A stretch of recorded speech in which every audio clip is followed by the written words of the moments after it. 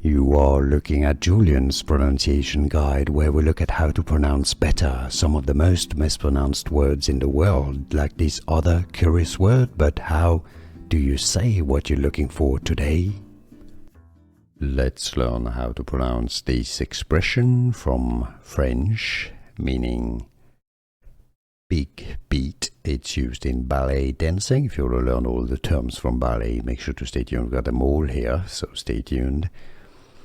French pronunciation, grand, grand meaning large or big, with a silent D. Battement, battement, silent T at the end, okay, so it's not battement. Battement, battement, some may pronounce it with an on sound at the end, if you cannot pronounce French perfectly. Grand battement or grand battement is the French pronunciation. Grand battement.